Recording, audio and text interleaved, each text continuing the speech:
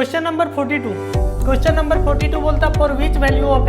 m के किस value के लिए is the line y is equal to mx plus 1 और tangent to the curve y square is equal to 4x। मतलब m के किस वैल्यू के लिए जो line y is equal to mx plus 1 है वो टेंजेंट है y square is equal to 4x। आप लोग जानते हैं y square is equal to 4x का कर्व ये होता है, ठीक है ना।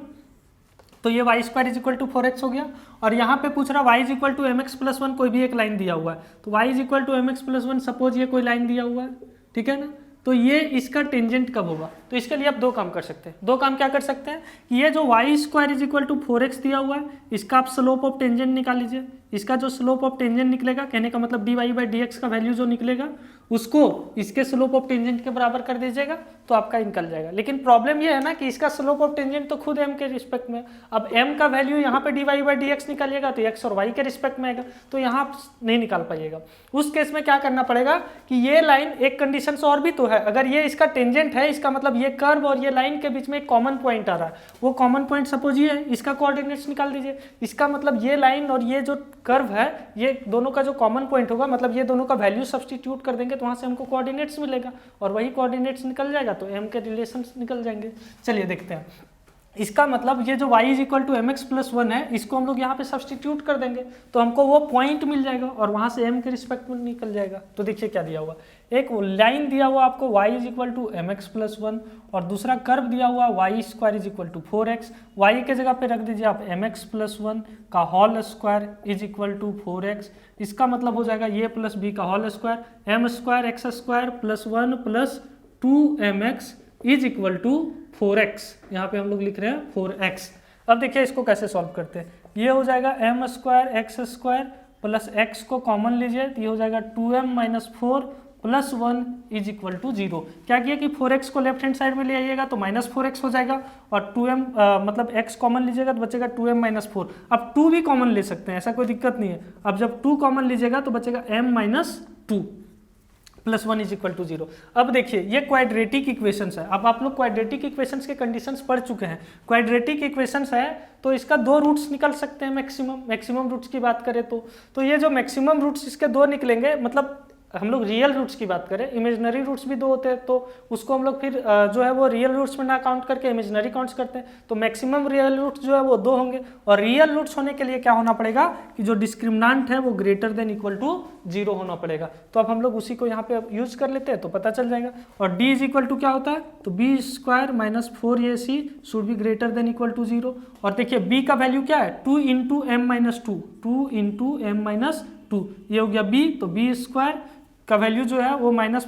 4ac, 4 ये के जगह हो जाएगा m स्क्वायर और c के जगह 1। इसका वैल्यू जो है वो ग्रेटर देन इक्वल टू 0 आना चाहिए। चलिए इसको सॉल्व करते हैं तो ज़्यादा आसान रहेगा। ये 2 इंटू m माइनस 2 है तो इसको 2m माइनस 4 ही लिख दीजिए। कॉमन निकालना हमारे लिए फ्रूटफुल नहीं हुआ तो ये 2m माइनस 4 हो गया। तो जब ये 2m माइनस 4 हो जाएगा तो उसका होल स्क्वायर कीजिएगा तो ये हो गया 4m स्क्वायर प्लस 16, 4 2 8 2 16m, ठीक है,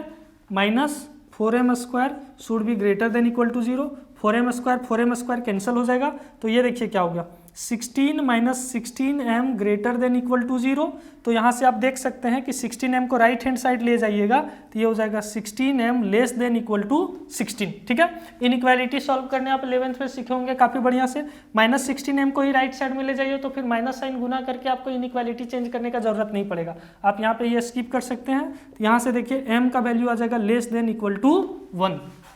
ठीक है। तो m के किस वैल्यू के लिए वो टेंजेंट होगा तो देखिए यहाँ पे ना दो ऑप्शंस आपके मिल जा रहे हैं। m का वैल्यू 1/2 और 1, क्योंकि m का वैल्यू है बोला है 1 से छोटा होना तो m का वैल्यू 1 से छोटा होगा तो 1/2 एक आता है और एक इक्वल टू 1 भी लिखा हुआ है तो ये भी हो सकता है। अब तो ये हमारे लिए कंफ्यूजिंग हो जाएगा कि m का वैल्यू 1/2 होगा या 1 होगा। तो उस केस में क्या करना पड़ेगा कि हम लोग को इसको सब्सटीट्यूट करना पड़ेगा, एक बार m का वैल्यू 1 को भी और एक बार m का वैल्यू 1/2 को भी, और हम लोग को फिर चेक करना पड़ेगा कि कौन सा उसका टेंजेंट है या कौन सा उसका टेंजेंट नहीं है। तो हम लोग वही काम अब करेंगे। ये वाला मिटा देते, फिगर समझ ही गए होंगे आप लोग।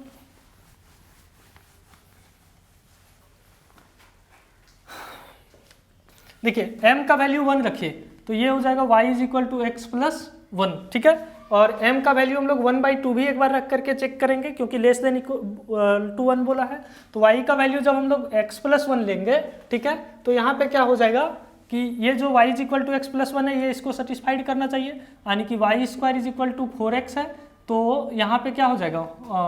ये हो जाएगा y square is equal to 4x, this imply x plus 1 का whole square is equal to 4x, और यहाँ से हो जाएगा ये x square plus 2x plus 2 is equal to 4x। तो ये हो जाएगा x square minus 2x, sorry यहाँ प्लस 2 नहीं होगा, प्लस 1 होगा, ये प्लस b का होल स्क्वायर है, प्लस 1 इज इक्वल टू 0, मतलब कि ये है x माइनस 1 का whole square is equal to 0, इसका मतलब x का वैल्यू 1 हो गया, और x का वैल्यू 1 हो गया तो y का वैल्यू क्या हो जाएगा, तो 2 हो जाएगा, तो y का वैल्यू 2 हो जाएगा, x का वैल्यू 1 यहाँ पे रखिए इक्वेशन ऑफ लाइन में, तो 1 प्लस 1 2। तो यहाँ पे क्या हो रहा है कि जब x का वैल्यू 1 है तो y का वैल्यू 2 आ रहा है, तो 1, 2 जो है वो इसको सेटिस्फाइड करना चाहिए, y square is equal to 4x को भी।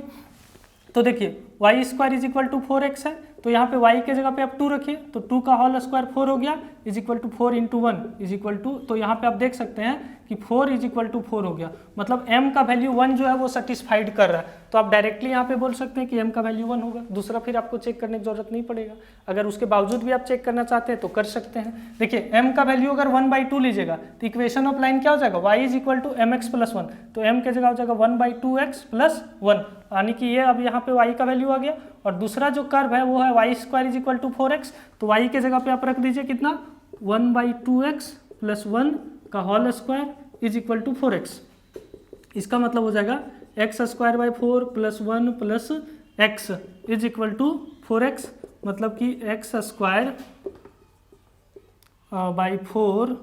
Minus 3x plus 1 is equal to 4, तो यहाँ से हो जाएगा x square minus 12x minus 4 is equal to 0। अब यहाँ पे क्या करना होगा ना कि इसका डिस्क्रिमिनेंट जब आप निकालिएगा तो बी स्क्वायर माइनस 4ac, ये 4 चौके 16, यहाँ से भी तो x का वैल्यू हम लोगों का आ जाएगा, तो जो x का वैल्यू आएगा अब उसको हम लोग रख के देखेंगे y पे, और देखेंगे कि वो जो है वो इस इक्वेशंस पे कर्व पे लाइक कर रहा है या नहीं कर रहा है, ठीक है। तो यहाँ से x का वैल्यू हम लोग क्या कर सकते हैं कि स्प्लिटिंग मिडिल टर्म करेंगे, तो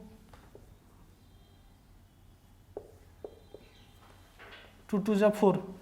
स्प्लिटिंग मिडिल टर्म से हम लोगों को डायरेक्ट अभी नहीं दिख रहा है, तो हम लोग क्या करते हैं कि क्वाड्रेटिक इक्वेशंस का फॉर्मूला यूज करते हैं, माइनस बी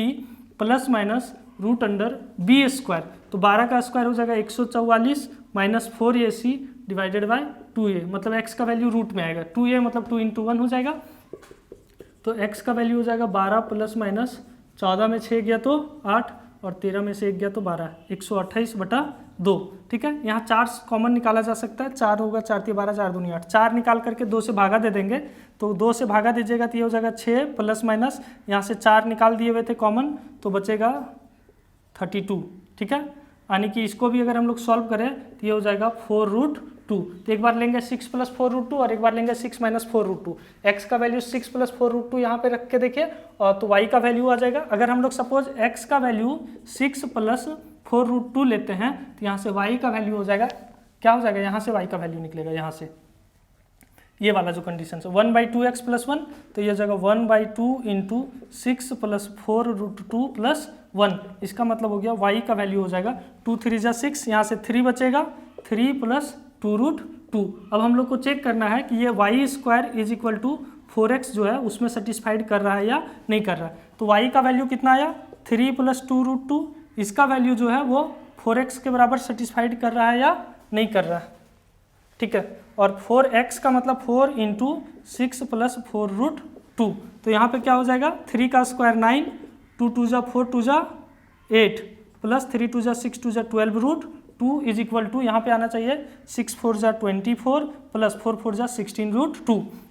देखिए 9 8 17 हो रहा है, यहाँ 17 है और यहाँ 24 है, तो आप देख सकते हैं जब आपका पहला ही मिल जाए और यहाँ पे दूसरा भी √2 का कोफिशिएंट्स नहीं मिल जाए, कहने का मतलब ये इस कर्व में लाई ही नहीं कर रहा है, तो यहाँ से हम लोग को पता चल गया कि m का वैल्यू 1/2 नहीं होगा, मतलब आपको यहाँ पे चेक करना पड़ जाता। तो जब आप m का वैल्यू 1 ही रखे थे वहीं से पता चल गया था, तो जब आपका ओनली 1 ऑप्शन करेक्ट है तो ये तो आपको चेक करने का जरूरत नहीं था, बस हम ये सिखा रहे थे कि इसको कैसे करना है, ठीक है ना। उसके बाद फिर मतलब हम लोग सीधे 1 को मार करके आगे बढ़ जाएंगे, लेकिन उसके बावजूद भी अगर सब्जेक्टिव टाइप का रहता तो आपको बोलना पड़ता कि मतलब वो वैल्यू वहाँ पे क्यों नहीं हो रहा है।